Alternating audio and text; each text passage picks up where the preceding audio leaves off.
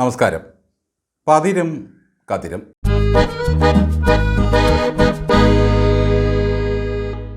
നമ്മുടെ പ്രാക്കുളം ബേബി സാറിൻ്റെ ബൗദ്ധിക നിലവാരം അമൂർത്ത ഗോവിന്ദൻ്റെ മുകളിലാണോ താഴെയാണോ? മിശ്രവിവാഹത്തിന് കൊതിക്കുന്നവരെ ഞങ്ങൾ നിരാശരാക്കാറില്ല. തൽക്ഷണം കെട്ടിച്ചു കൊടുത്തു കളയും. ഇതാണ് ബേബി സാറും പറയുന്നത്. മിശ്രവിവാഹങ്ങളെ പ്രോത്സാഹിപ്പിക്കുന്ന ഒരു പാർട്ടിയാണ് ഞങ്ങളുടേത്. അല്ല, അറിയാൻ മേലാഞ്ഞ് ചോദിക്കുകയാണ് സാറേ, ബേബി സഖാവിൻ്റെ മകൻ ഏത് മിശ്രിതത്തിൽ നിന്നാണ് കല്യാണം കഴിച്ചത്?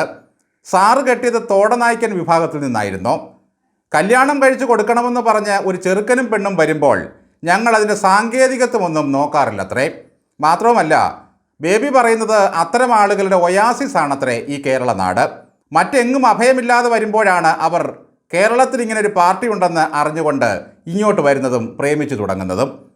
വിവരവും ബൗദ്ധിക നിലവാരവുമുള്ള ബേബി സാർ ഇത്ര കണ്ട് വിവരദോഷിയായാൽ പിന്നെ അതിന് താഴെയുള്ള ഗോവിന്ദനും അതിന് കീഴോട്ടുള്ള കമ്മിവർഗങ്ങളും എത്രമാത്രം നിലവാരമുള്ളവരായിരിക്കും? ഒന്നുകിൽ പഠിപ്പും വിവരവുമുള്ള മനുഷ്യർ കമ്മികളോളം തരം താഴണം, അല്ലെങ്കിൽ കമ്മികൾ വിവരമുള്ള മനുഷ്യർക്കൊപ്പം ഉയരണം. ഇത് രണ്ടും സാധിക്കാത്ത കാലത്തോളം കമ്മികളുടെ ലോകത്ത് പ്രകാശം കടക്കാനേ ഇടയില്ല. കേരളം ഭരിക്കുന്ന ഒരു പാർട്ടിയുടെ ദേശീയ നേതാവിൻ്റെ മറുപടി കേട്ട് ജനം മൂക്കത്ത് വിരൽ വെച്ചിരിക്കുകയാണ്. ഒരു മുസൽമാനെ വിളിച്ചുകൊണ്ടുപോയി ക്ഷേത്രത്തിൽ വെച്ച് കല്യാണം നടത്തി 16-കാരിയെ കൈപിടിച്ചു കൊടുത്ത നവോത്ഥാനം വേറെ ഏത് ലോകത്താണ് നടക്കുക? ഇവർക്ക് ഹിന്ദു മാരേജ് ആക്ടോ, സ്പെഷ്യൽ മാരേജ് ആക്ടോ, ഡൈവോഴ്സ് ആക്ടോ ഇതൊന്നും പ്രശ്നമല്ല. പാർട്ടി നേരം കുറിക്കും, ഹാരം എടുത്തു കൊടുക്കും, വിപ്ലവാഭിവാദ്യങ്ങൾ മുഴക്കും. അതോടെ ആ ദാമ്പത്യവലരി പൂക്കുകയോ തളിർക്കുകയോ എവിടെയെങ്കിലും പോയി ചത്തൊടുങ്ങുകയോ ചെയ്തോട്ടെ, അവർക്ക് യാതൊരു വിധമായ കുഴപ്പവുമില്ല. വിപ്ലവം ജയിച്ചല്ലോ. പാർട്ടി നടത്തിക്കൊടുക്കുന്ന വിവാഹങ്ങളെ നിയമപരമായി ചോദ്യം ചെയ്യാൻ അധികാരമുള്ള കോടതിയും ഇന്ത്യയിലില്ല. ബാലവിവാഹം നടത്തിക്കൊടുത്ത് ഒരു നാടിനെ നാണം കെടുത്തിയ 3 മണ്ടന്മാരെയാണ് ഈ ബേബിയും ന്യായീകരിക്കുന്നത്. ബേബി സാർ വിദ്യാഭ്യാസ മന്ത്രിയായപ്പോൾ നാട്ടുകാരെ വിളിച്ചത് 2ാം മുണ്ടൻ എന്നായിരുന്നു. അന്ന് ബേബി സാറ് മതമില്ലാത്ത ജീവനെയും കൊണ്ടുവന്ന് ഒരു നവോത്ഥാനം നടത്താൻ നോക്കി പാഠപുസ്തകത്തിൽ. എന്തായാലും മുണ്ടശ്ശേരിയെ പറയിപ്പിക്കാനായിട്ട് 2ാം മുണ്ടനായിട്ട് ബേബി അവതരിച്ചെങ്കിലും അത്ര സാംസ്കാരികമായി അധപ്പതിച്ചിട്ടില്ലായിരുന്നു അന്നൊന്നും. എന്നാൽ 2ാം മുണ്ടനെ കടത്തിവെട്ടി അക്ഷരാർത്ഥത്തിൽ ശിവൻകുട്ടി മാമൻ ലങ്കോട്ടി ശിവനായി അവതരിക്കുകയായിരുന്നു. ഈ നേതാക്കളുടെയൊക്കെ റേഷൻ കാർഡ് വാങ്ങി വെച്ചിട്ട് ജനം ഒന്ന് ചോദിക്കണം, സാറിന് എത്ര യൂണിറ്റ് അരിയുണ്ട്? സാറിൻ്റെ വീട്ടിലെ മിശ്ര വിവാഹിതരുടെ എണ്ണം എത്രയുണ്ട്? അതോടെ നാവിറങ്ങിപ്പോകും. അൾത്താര ബാലനായി ജീവിതം തുടങ്ങിയ ബേബി എത്ര കൃത്യമായിട്ടാണ് തൻ്റെ ഇണയായി ബെറ്റി ലൂയിസിനെ കണ്ടെത്തിയത്. പെണ്ണ് കാണാൻ ചെന്നപ്പോൾ ബേബി പറഞ്ഞത് അവധാനതയോടെ ഒരു മറുപടി പറയണം എന്നായിരുന്നു. അവധാനത എന്നാൽ ശ്രദ്ധ, മനസ്സിരുത്തൽ എന്നൊക്കെയാണ് അർത്ഥം. എന്ന് വെച്ചാൽ എന്നെ കെട്ടുന്ന കാര്യത്തിൽ മനസ്സിരുത്തി ശ്രദ്ധാപൂർവം ആലോചിച്ച് മറുപടി പറയണം എന്ന് സാരം.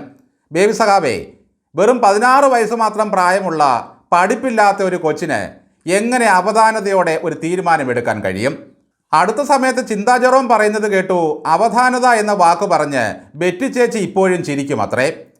എന്തിനേറെ, വ്യാജ ഡോക്ടറേറ്റ് എടുത്ത വിപ്ലവകാരിയും നവോത്ഥാനത്തിൻ്റെ കൂടപ്പിറപ്പുമായ ചിന്താ ജെറോമിന് വേണ്ടി ചാവറ മാട്രിമോണിയലിൽ വിവാഹ പരസ്യം വന്നത് ബേബി സാറിന് ഓർമ്മയില്ലേ? അപ്പോൾ നമുക്ക് ജാതിയുണ്ട്, മതമുണ്ട് അല്ലേ സാറേ? ചങ്കിൽ ചൈനയെ കൊണ്ട് നടക്കുന്ന ചിന്താ ജെറോമിന് ഒരു മിശ്രവിവാഹം തരപ്പെടുത്തി കൊടുക്കാത്തത് എന്തുകൊണ്ടാണ് ഈ പാർട്ടി? മിശ്രവിവാഹത്തിന് മുട്ടി നിന്നവരുടെ സാങ്കേതികത്വം ഞങ്ങൾ നോക്കാറില്ല എന്നാണല്ലോ പറയുന്നത്.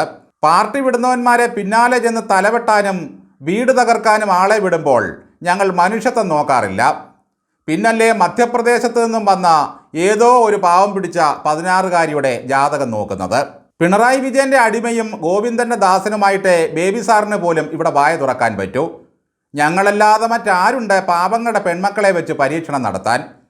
ഒരുത്തൻ മുസ്ലിം ആണെങ്കിൽ പ്രായപൂർത്തിയാകാത്ത പെൺപിള്ളാരെ ഞങ്ങൾ കെട്ടിച്ചു കൊടുക്കും. അതാണ് ഞങ്ങളുടെ കേരള സ്റ്റോറി എന്ന് പറയുന്നത്. ആട്ടെ, ഈ കല്യാണത്തിന് മാമൻ്റെ റോള് വഹിച്ച ഡബിൾ എ റഹീം പാർട്ടി ഓഫീസിൽ വെച്ച് ഹാരമണിഞ്ഞാണോ അതോ സ്പെഷ്യൽ മാരേജ് ആക്ട് പ്രകാരമാണോ വിവാഹം നടത്തി വിപ്ലവമുണ്ടാക്കിയത്? സ്വന്തം കാര്യം വന്നപ്പോൾ ലുട്ടാപ്പിക്കും ഇതൊക്കെ അറിയാമായിരുന്നു. നിങ്ങൾ ഈ നടത്തിയ വിവാഹത്തിന് യാതൊരു വിധമായ നിയമസാധ്യതയുമില്ലെന്ന് അറിഞ്ഞുകൊണ്ടല്ലേ ഈ ചാരുതയാർന്ന ചെറ്റത്തരത്തിന് കൂട്ടുനിന്നത്? ശിവൻകുട്ടിയുടെയോ ഗോവിന്ദൻ്റെയോ ബേബിയുടെയോ കുടുംബത്തിൽ കയറി ഈ ഫർഹാൻ ഒരു കല്യാണം ആലോചിച്ചിരുന്നെങ്കിൽ എന്തായിരിക്കും അവൻ്റെ അവസ്ഥ? ഒന്ന് ആലോചിച്ച് നോക്കൂ.